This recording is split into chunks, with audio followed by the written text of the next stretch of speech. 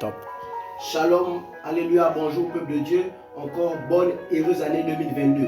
Que le Seigneur vous accorde dans cette année une vie de relèvement sur celle qui était passée en 2021. Soyez bénis au nom de Jésus. Nous sommes dans votre émission Flash évangélique et nous avons comme texte de base le livre de Jean, le chapitre 14, à partir des versets 14 au verset 18. Sinon le verset 17. Je vais lire directement ce texte. Il dit, si vous demandez quelque chose en mon nom, je le ferai.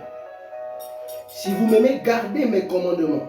Moi, je prierai le Père et il vous donnera un autre consolateur afin qu'il demeure éternellement avec vous. L'Esprit de vérité que le monde ne peut recevoir parce qu'il ne le voit point et ne le connaît point. Mais vous le connaissez car il demeure en vous et il sera en vous. Le dernier verset 18, je ne vous laisserai pas orphelin, je viendrai à vous. Bien-aimés dans le Seigneur, nous parlons d'un thème ce matin, ce jour, nous parlons de la puissance du nom de Jésus-Christ. La puissance du nom de Jésus-Christ.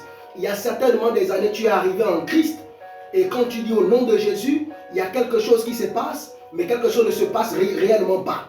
Parce que quand tu dis le nom de Jésus, rien ne se fait en réalité. Je suis en train de te dire en réalité, ce nom et la puissance de ce nom est conditionnée sur quelque chose. Le verset 15, il dit, si vous gardez mes commandements, si tu gardes les commandements de Christ en toi, alors le revêtement de puissance qui se trouve dans son nom va descendre en toi. Regardez bien aimé, il y a quelque chose qui s'est passé. Quand les apôtres et les disciples ont été envoyés en mission pour la première fois par le Christ, il y a quelque chose qui s'est passé, c'est que ces hommes sont revenus tout joyeux parce que les démons les ont obéis. Mais le Christ te dit à cet instant qu'ils vous ont obéi parce qu'ils me connaissent.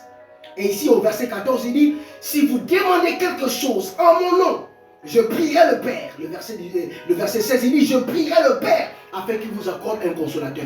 Bien-aimé dans le Seigneur, le Christ, Jésus est monté au ciel, mais il a laissé le Christ, qu'on appelle le Saint-Esprit. Il faudrait que tu révèles ce Christ afin que la puissance qui se trouve dans le nom de Jésus-Christ vienne t'envelopper. Si ce nom réellement n'est pas en toi, si tu ne gardes pas ses commandements, quels sont ses commandements? Deutéronome 28 dit, si tu obéis à la voix de l'Éternel, ton Dieu. Le psaume, le livre de Matthieu 28 déclare encore à ces versets 20, il déclare, il dit, enseigne-leur ce que je vous ai enseigné. Il dit, apprends-les à observer, afin que la puissance du nom de Jésus-Christ agisse réellement dans ta vie. Je vois la puissance du nom de Jésus-Christ se réveiller dans ta vie. Parce que tu as reçu le baptême, mais la puissance te manque.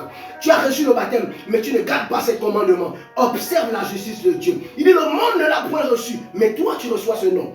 Tu reçois ce nom maintenant. Reçois ce nom maintenant. Je déclare au nom de Jésus que tu reçoives le puissant nom de Jésus-Christ afin que tu sois délivré totalement. Sois béni au nom de Jésus-Christ. Amen.